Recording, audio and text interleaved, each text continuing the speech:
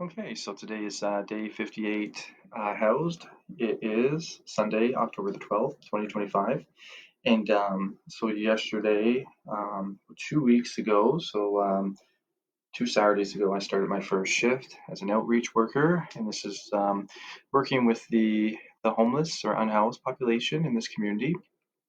And I thought it'd be wise just to give just a general update or overview of how it's been going and my initial thoughts. And I always think it's wonderful to capture your initial thoughts when you're new to any organization or new to any environment, whether it be like your first day of high school, your first day of college, university, your first day on a new job, et cetera, et cetera.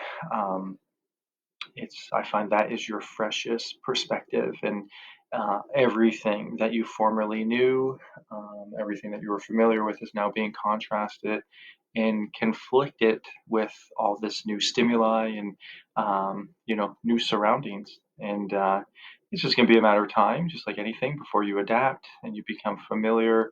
And then everything becomes routine. But in those first couple of days of like the new process, or the first couple of weeks of the new process, you have more of an acute um, understanding of the details that you know um, that it's wise to note. So, without further ado, I think the first thing I want to talk about is oh my goodness, I would say on average we have about 50 to 55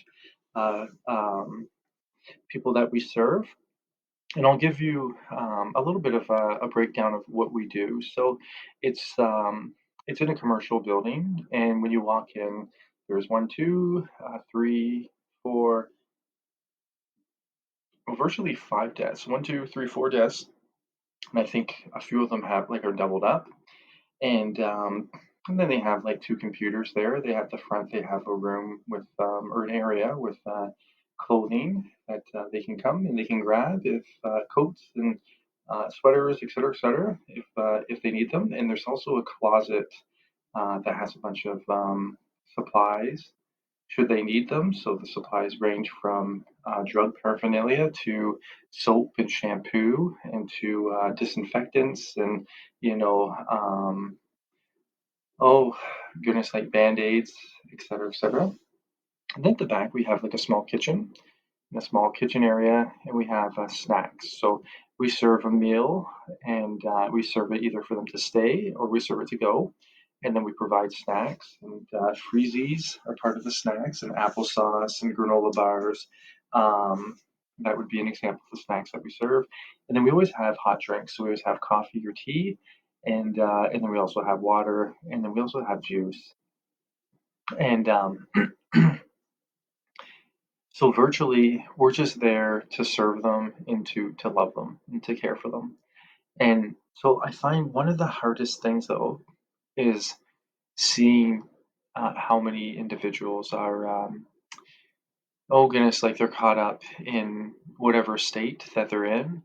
And I understand, like we're open from like we arrive at 12:30, but we're technically open from 1 till 5. So for a 4 hour span in the afternoon. And I think this works in conjunction with some of the churches that have like their soup cellars that are open from, we're say like maybe 10:30 or 11 until like 12:30 or 12:30 to 1. And um,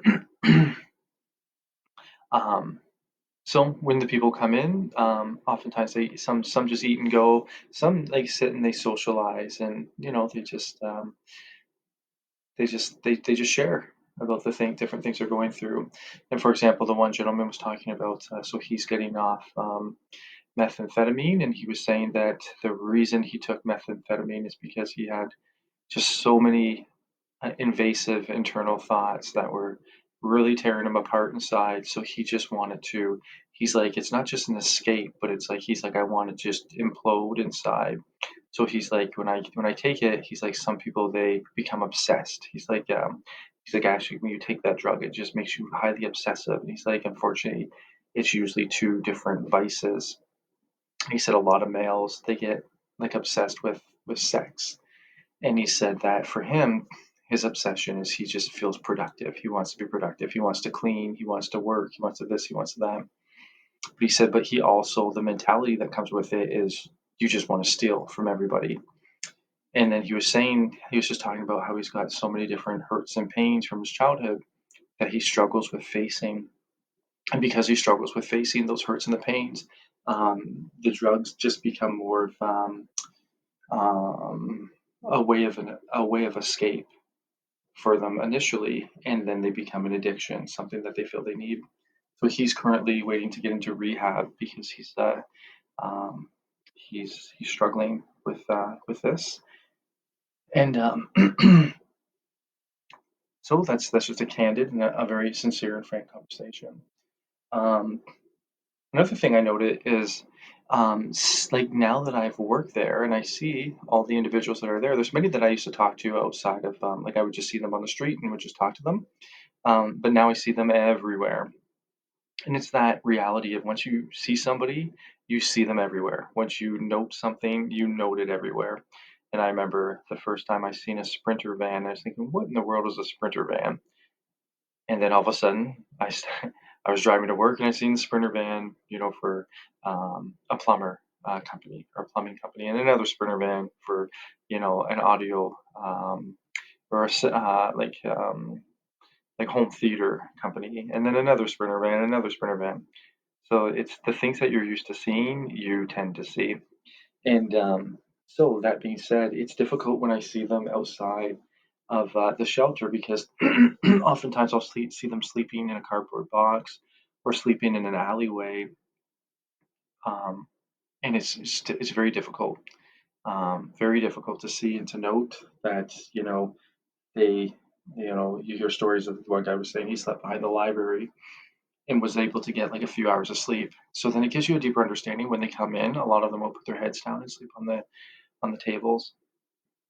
Um, what I found though is so the hours that I'm getting, they're just minimal. So it's only it's just like 9 hours. So like for me, I wouldn't really be able to live off it. And but I would volunteer there regardless of whether I was getting paid or not. Um,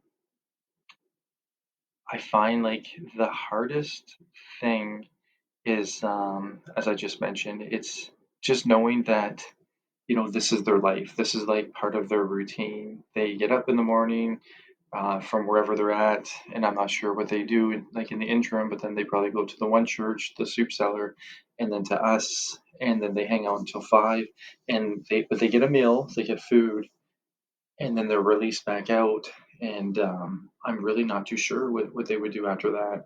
So it just seems like they're in a constant state of survival, and it's it really is tough to witness. And I think the thing that is most notable that I've noted is in this small community, there really wasn't a homeless population that I noted growing up. If there was, it was more hidden. Now it's really out in plain sight, and I find the bigger the city or bigger cities, you notice this even more and more and more.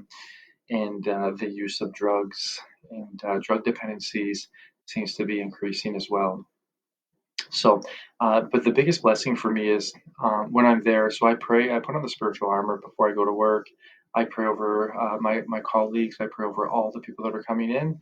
And when I see people, I'm able to pray over them and pray for them. And then also, I'm building a relationship with each and every one of them, a relationship with trust. And God can do anything, and God can save and deliver anyone from like you're never too far gone for God to reach you. And so it's my privilege to be able to pray for them, and and to build these relationships of trust, and also to just to be kind and show them kindness and to bring the humanity to them. And yeah. So, but the last thing I want to talk about is, yeah, I just find that when I leave, it can be exhausting in a way that is difficult to explain, and I'll do my best to explain it. But it's the conversations you're constantly conversing with people, and you're around people that are, maybe out of sorts. Let's put it that way, for lack of a better word. And it'd be similar to like going to a party where everybody's drunk and you're sober, and then so you're engaged in many many conversations, but a lot of the conversations leave you more confused than adding clarity. And when I leave, I find I need time to pray and time to decompress, but also time to cleanse, um, because I want to ensure that I don't allow like this reality to seep into my thought life and then have like a deeper impact on my thought life. Meaning, like I see this as, you know, it'd be easy to allow your thoughts to be tainted by this and then to put your guards up and think, okay, this is a very severe reality that's out there, and you have to be very careful of this and this and this. Although that's true, this is a very real actuality that exists out there. It's still like I'm around them. I'm immersed in that atmosphere during the shift, but it doesn't represent by any stretch of the means the majority of our society. So it's about keeping things in perspective and not allowing like any of the things that you hear to cause me to start to worry or fear of different things. It's similar to hearing about like an accident. I can hear about an accident, but I don't want my mind to fixate or dread being in an accident, if that makes any sense, because then that will steal me from the present. And also, when I read in the Holy Scriptures, I realize, that which you dread, you can bring those things upon yourself. So I prefer to focus on the things that are pure and the things that are just, the things that are of the kingdom of God, and and to keep my mind and my heart pure and purely focused on God's kingdom. And so anyway, so yeah, so this is after we're say like the first week. So I've been there for a total of 3 shifts, and I go in tomorrow again. But I'm very delighted to have to take this moment to just to provide an update or yeah, just a response to how I feel and what I'm experiencing during this yeah the beginning stages of this job. Okay, God bless you.